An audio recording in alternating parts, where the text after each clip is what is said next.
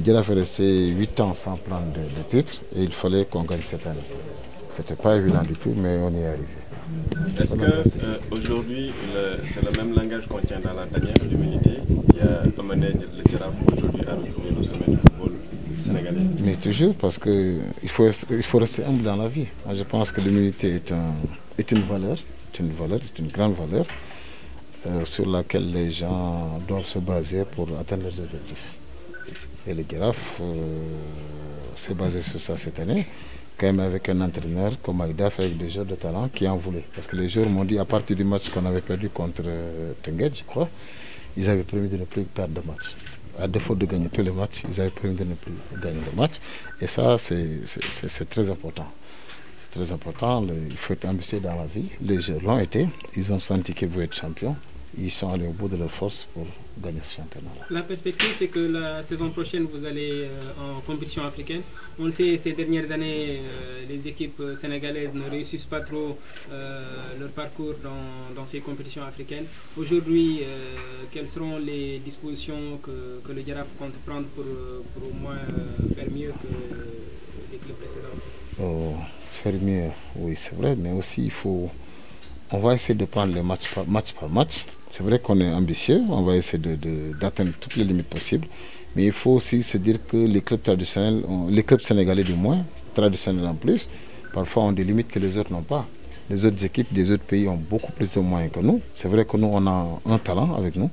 Mais parfois aussi la différence se fait à ce niveau-là, dans la préparation, dans la prise en charge, au fil du déroulement de la compétition. Mais nous, au Giraffe, on ne va pas dire qu'on va gagner la Coupe d'Afrique l'année prochaine.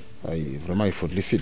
Mais on va essayer de s'engager, de se battre et de gagner tout ce qui est possible de gagner et d'entrer dans la phase finale de la Coupe des Champions. Ce sera notre objectif. Oui, président, on a vu une équipe du Giraffe qui était très forte statistiquement, surtout Pape Seydou Ndiaye qui est resté 6 ou 7 matchs sans prendre de but.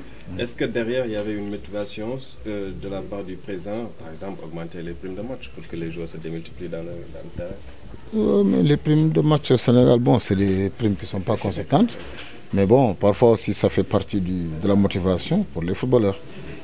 C'est vrai que le Giraffe reste un club traditionnel qui n'a pas beaucoup de moyens, qui n'a pas beaucoup de sponsors. Il y a des individualités parfois qui nous venaient en appui. Mais on a tout fait pour que les joueurs soient motivés. Parce que ce qui se passe au Giraffe, bon, c'est une chose peut-être rare. Ça se passe dans peut-être certains autres clubs, mais ce n'est pas tout le temps pareil. Mais nous, on a privilégié l'ambition et le fait qu'on n'ait pas aussi gagné depuis 8 ans en titre. Le Giraffe demande un grand club, le Giraffe demande un club éternel. Et moi, comme je dis, les ambitions du club aujourd'hui, c'est de construire le grand Giraffe. Construire le grand Giraffe, c'est développer le patrimoine du club que les anciens nous ont légué. Moi, comme je dis tout le temps, je préfère bâtir le club que de gagner des coupes. Parce que si tu bâtis un club, c'est à partir de là que tu as des retombées pour te permettre d'exister. Parce qu'à terme, si les clubs traditionnels n'ont pas d'appui, ils vont disparaître. Tous les clubs vont disparaître. Ça, c'est clair. Parce que nous, on n'a pas quand même la chance des autres équipes qui ont des sponsors. Nous, on n'en a pas du tout. Pas du tout, c'est des Giraffe Monde, même parfois même des Germains qui nous ont fait des appuis cette année. Des appuis conséquents qui nous ont permis de tenir, de maintenir le standing du club et de bien gérer les joueurs. Absolument, vous avez parlé de finances, d'appui et tout ça. Ça vous a coûté combien le sac en termes de millions?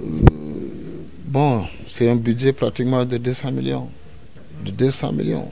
Ça, le budget pour gagner un championnat correctement, pour payer les joueurs correctement. Parce que tous les matchs coûtent cher, les déplacements coûtent cher. Et on n'a pas beaucoup d'appui. Mais bon, Dieu a fait qu'on a pu s'en sortir. Mais c'est au moins 200 millions par an. Ça, c'est le minimum que le club dépense chaque année. Ancien gardien de but, vous avez participé indirectement à la progression de Pape Seydou Ndiaye?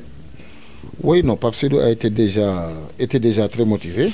Bon, c'est dommage qu'il ne soit pas. C'est dommage. Il est encore jeune, il a tout le talent et il a encore l'avenir devant lui. On a parlé, il a pris la chose philosophiquement, avec philosophie du moins. Bon, c'est parce qu'il y avait un choix à faire. Les 3 qui sont là méritent leur poste.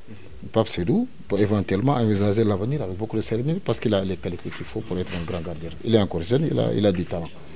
Et le temps joue pour lui. Vous le conseillez Oui, on parle tout le temps. Beaucoup plus au niveau de ce poste? Non, il faut qu'il s'améliore. Quel niveau peut-être? Au niveau physique. Physiquement, il doit s'améliorer parce que bon, mais lui, il est très attentif et il est un grand bosseur. Moi, je l'ai vu s'entraîner truc. mais il aime ce qu'il fait. Et ça c'est déjà un atout. Aimer ce que tu fais, surtout en gardien de but, tu dois travailler beaucoup plus que les autres. Beaucoup plus que les autres parce qu'il y a beaucoup plus de réflexes, il y a beaucoup plus d'énergie à dépenser. Et puis voilà, moi je pense qu'il est sur le bon chemin et il va y parvenir. Merci.